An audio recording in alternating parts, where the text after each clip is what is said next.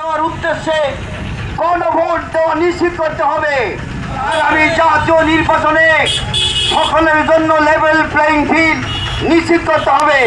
সুতরাং আজকে এই বিক্ষোভ মিছিলের মাধ্যমে সরকারের মাননীয় প্রধান উপদেষ্টাকে আমরা জানাতে চাই, জনগণ আপনার দাবির, আপনার ভাষণের কিছু অংশ স্বাগত জানালেও মৌলিক একটি বিষয় যেটি আন্দোলনের পক্ষ থেকে দীর্ঘদিন যাবৎ দাবি করে আসছে, জাতীয় সংসদ নির্বাচনের পূর্বেই গণভোট দিতে হবে। সুতরাং আপনার সিদ্ধান্ত পুনর্বিবেচনার আহ্বান জানাই।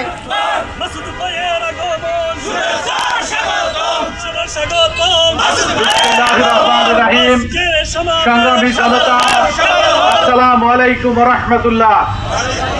আজকে সারা বাংলাদেশে ৮ দলীয় ইসলামী জোটের উদ্যোগে বিক্ষোভ মিছিলের কর্মসূচি পালিত হচ্ছে।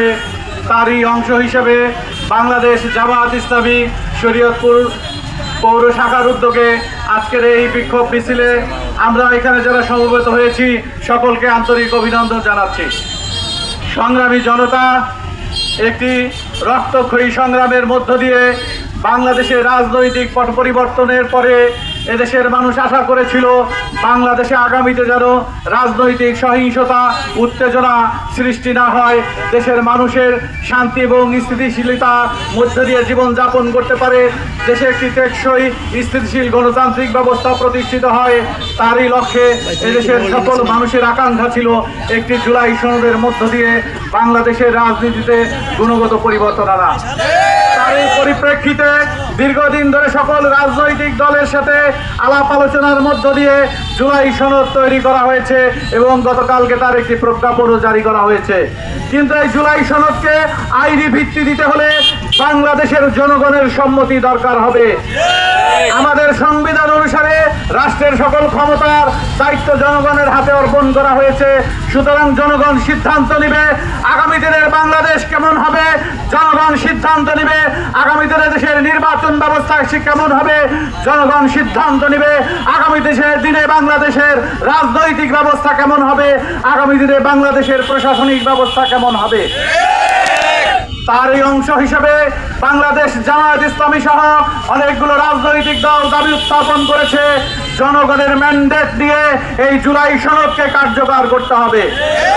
কিন্তু আমরা দুঃখের সাথে লক্ষ্য করেছি গতকালকে প্রধান উপদেষ্টা বক্তব্যের মধ্য দিয়ে এই জুলাই সনদের উপরে গণভোটের আয়োজন করেছে একই দিন যেই দিন জাতীয় সংসদের নির্বাচন হবে।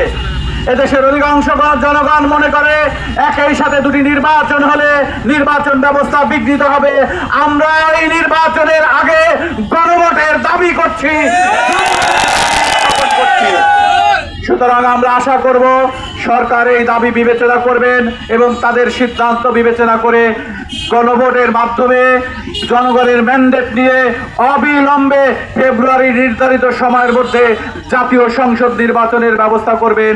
এই দাবি জানিয়ে আজকের মিটিংয়ের এখানেই সমাপ্তি ঘোষণা করছি। আল্লাহ হাফেজ। আসসালামু আলাইকুম রহমতুল্লাহ। সকলকে ধন্যবাদ।